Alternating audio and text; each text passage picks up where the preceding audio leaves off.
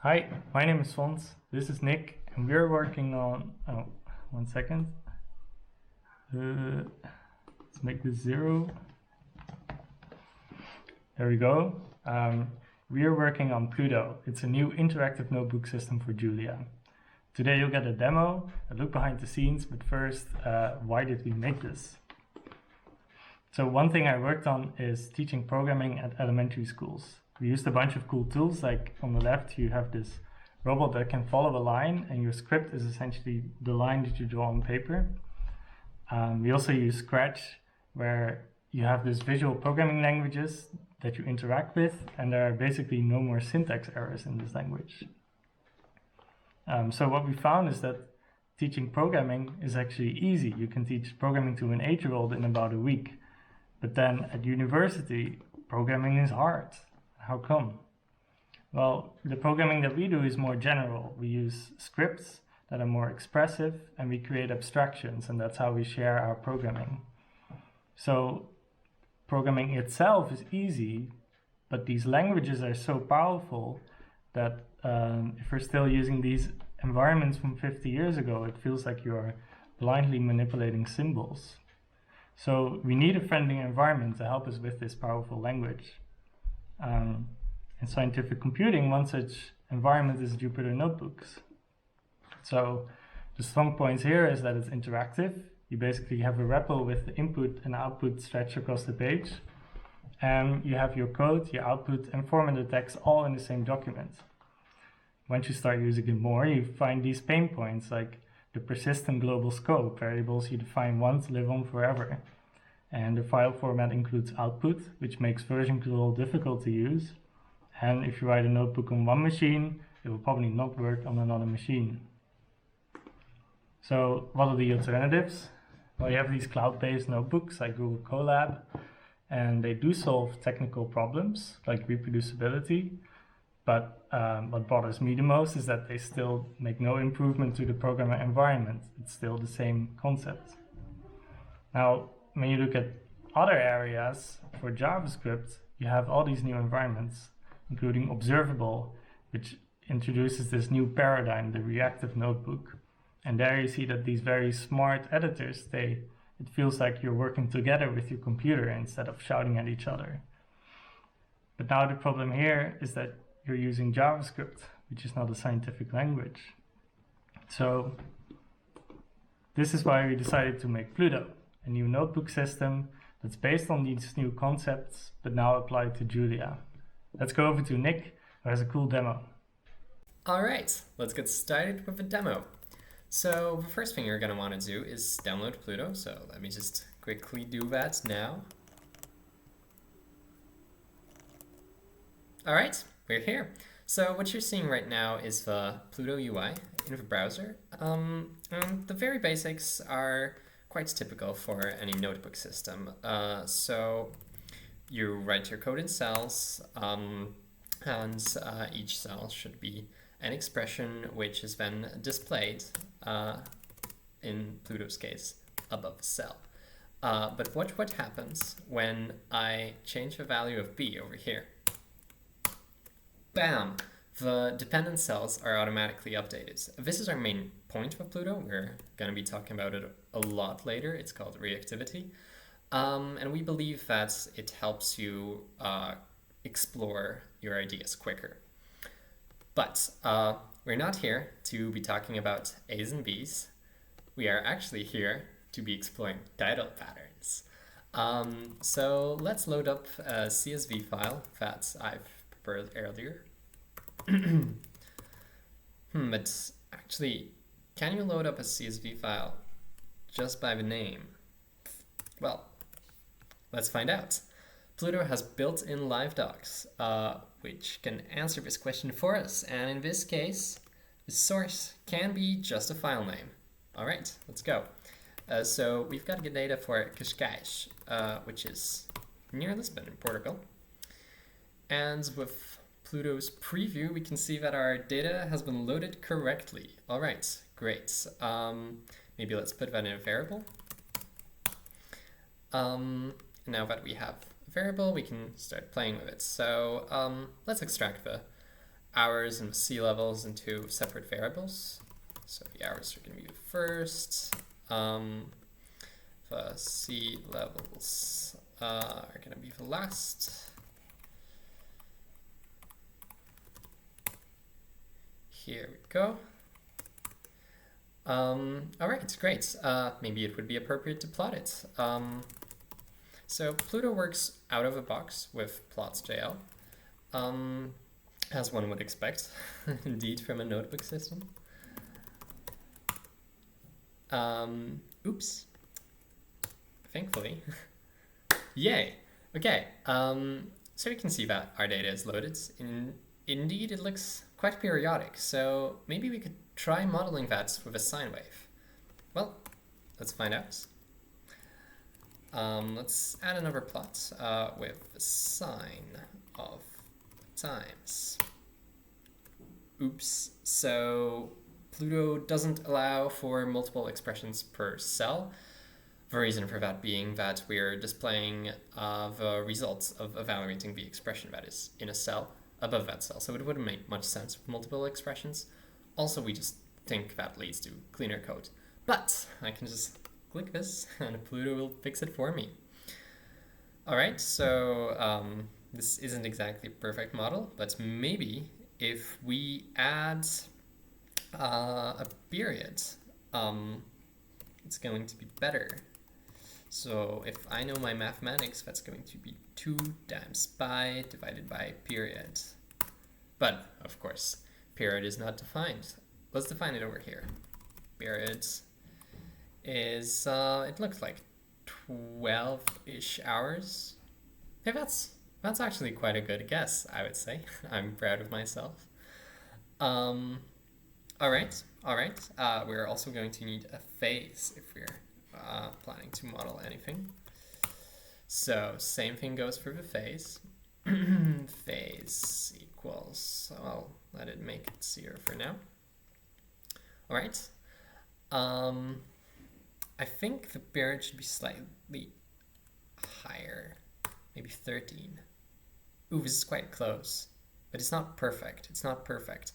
Actually, something we can do, something that Pluto lets us do, is bind the value of period to an HTML input element. Let me show you how to do that right now. Inputs type range. The minimum, well, I guess, let's make it 11. The maximum, let's make it 14, and the step should be rather small. And here we go. We have a slider for the periods. We can experiment with our data live. Isn't that cool? What's something more we can do? Let's, for prettiness, just make a Markdown cell, which in Pluto is just a regular cell outputting Markdown, which is going to tell us what the period is. Periods, hours. Here we go. 12.38 hours. And let's do a similar thing for the phase. Phase, maybe between -3 and 3. That should be fine.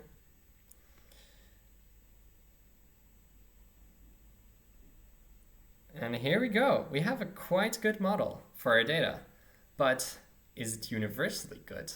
Well, there is a way to find out. Thanks to Pluto's reactivity, we can just replace Qashqai's over here with Catania. And live updated, the data for Catania appears. We see that our model is actually doing really well, but I think we should add an amplitude in a later episode. Thank you for being with me. Right, so there was a lot going on in the demo, but one of the most important things about Pluto is this reactivity. Pluto is this reactive notebook.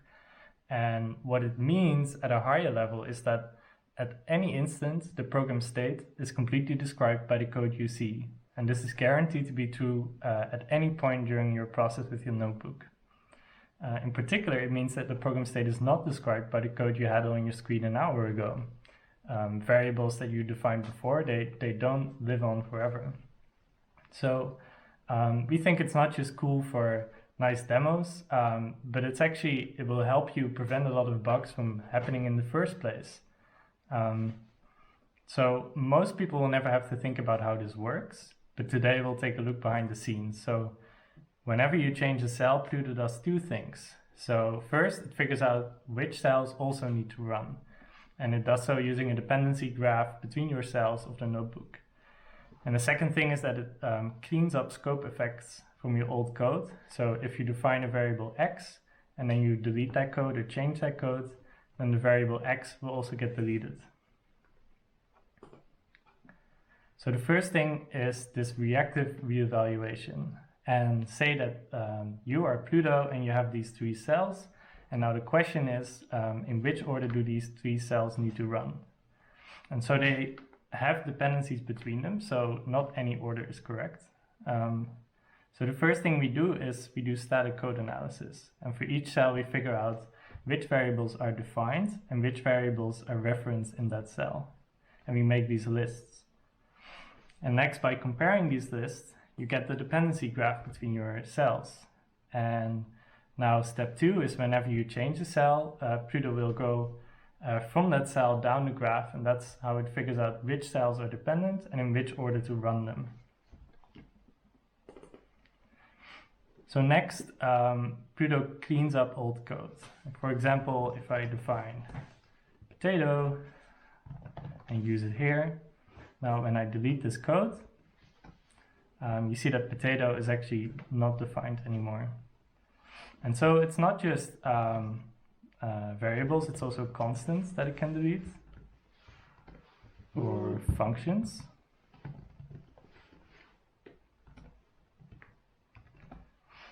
And even when you import a module,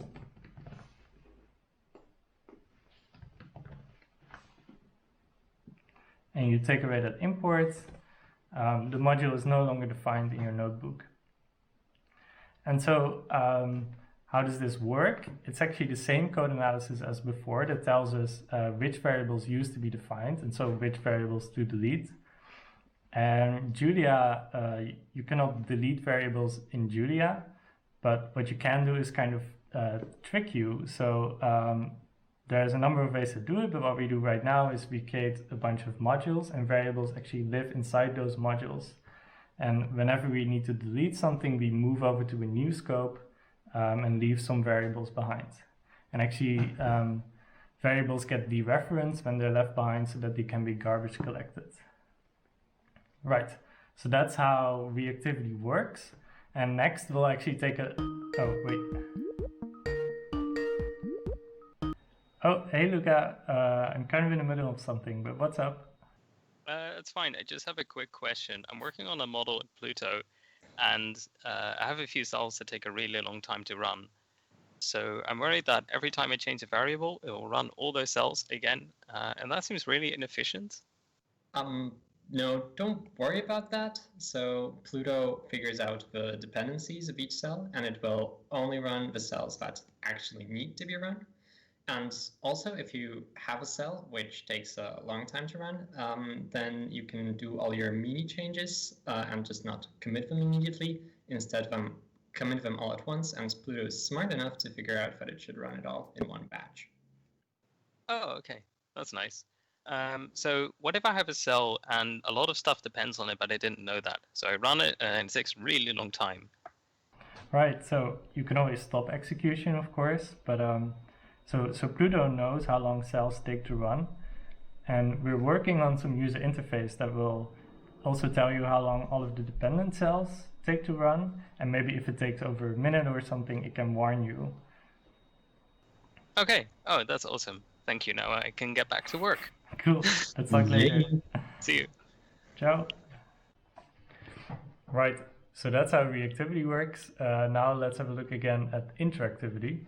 in Pluto, cells react to each other, and this actually makes it this interactive environment. For example, here I'm defining S, and then here it says S has a scrabble score of scrabble score S. So whenever I change S and run the cell, the second cell runs as well because of this reactivity. And this makes it very easy to create these interactive, fun documents without needing to know any new programming techniques. The only thing you do is you take your parameter and define it in a different cell. And so with this idea, Pluto has one feature, which is bind. Instead of defining S to be something, you say, I define S to be the latest value of this HTML node. And so now we're taking an input node, and whenever I type something here, you see that it runs the second cell as well with this value of S. And so S is now available inside Julia. When we look at S, it's the string, and it updates whenever we type. You can also use different types. Here's the slider. And to make all this HTML stuff a bit easy, we have a package called Pluto UI, and it has all of these widgets, like the slider from 1 until 500. And so it's not just these basic HTML elements. You can actually, like if you know JavaScript, you can actually make anything you want. For example, here I made a thing where you can draw a rectangle, and what it sends back with this bind is the dimensions of the rectangle that you were drawing. And you see that it updates while I do this. For a more fun example, I'm writing this notebook where I'm trying to explain the singular value decomposition. And so there's my face, and when I take a picture, it actually binds the image data to this array. So it's a 2D array that for each pixel has the black and white value. And so I can use it like a 2D array, like take the top corner of it, and I can do the singular value decomposition of that array. Don't worry if you don't know what the SVD is. So here you see the first 10 singular pairs added together. And actually this number 10 I bound to a slider. So now you can kind of slide around and see this compression kick in. Here I took the first 20, and it's just an array, so I can click and kind of go through. And so for this I needed to know some JavaScript to write this, but this webcam I'm putting it in Pluto UI so that you can use it as well.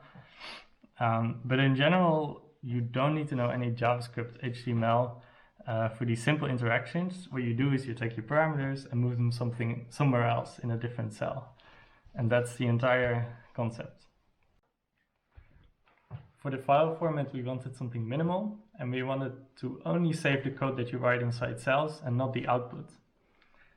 To demonstrate this, on the left there's a small notebook, and on the right there's the same notebook again, but now using a text editor.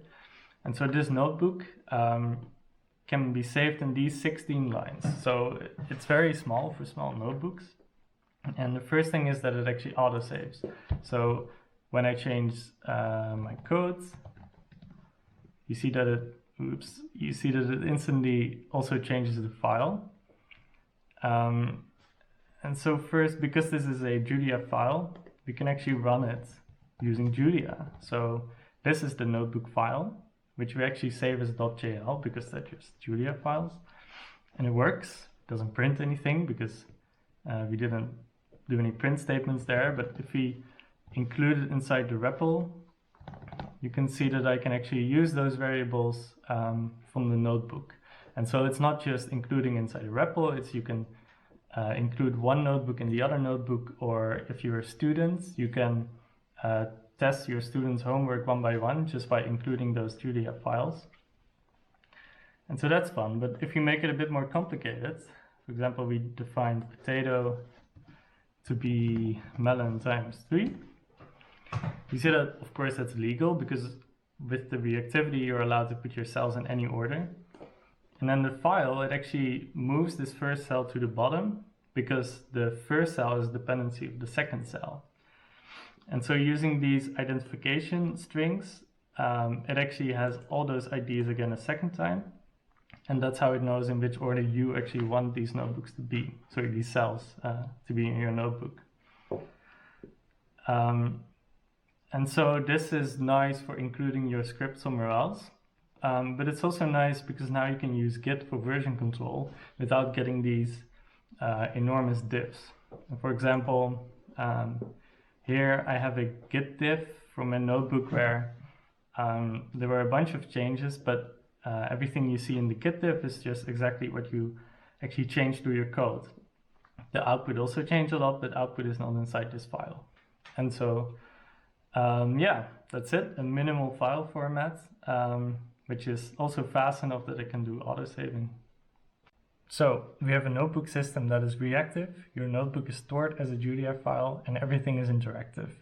It's available on GitHub, written in Julia. It has minimal dependencies and it's easy to install. You just do add Pluto, import Pluto, Pluto.run. So what's next? We have a lot of plans, but I'll tell you about 2 of them today. So first, right now you can export to PDF and HTML. Kind of looks like this. But what you really want is to be able to export these fully interactive notebooks. So send someone a link where they can play with your notebook directly in the browser. And this kind of works today if you run the Pluto server at an online server. But we want this to be possible without these web architecture skills, and it should be free. And we think this should be possible because it is so lightweight that it can run on this free Heroku server, but it's not one-click yet. And part of this is making the package environments part of the notebook. So next, I want to make Pluto a very accessible tool for students and teachers. I think especially new programmers can benefit the most from an accessible programming environment. So for students, it's easy to install and they can get live feedback because of this reactivity. For example, here I have an exercise to write an expression for the golden ratio. And I might remember that it's something like this. And I run it. And it says, oops, the golden ratio should be positive. It's like, okay, this was a plus. And there you go, it's correct. And so, yeah, for teachers, Pluto can help you write more engaging course material. And also because these notebooks are Julia files, it makes autograding easier because you can just run all the notebooks in a script. So the plan is in the upcoming semester to do some trial runs at TU Berlin and MIT. And I'll actually be there myself, taking questions from students and teachers. And what we learn there will go into guides for writing course material, like more sample notebooks and some video tutorials. And also maybe a package with some useful widgets, like what I have on the bottom here, or maybe multiple choice questions, and these autograding tools. And so if you're interested, do get in touch. And yeah, that's it. Thanks. If you go to our GitHub page, there'll be a link on how you can contact us. And I'll leave you all with a quote from Matt Hubert. Ciao. Yay! Thank you.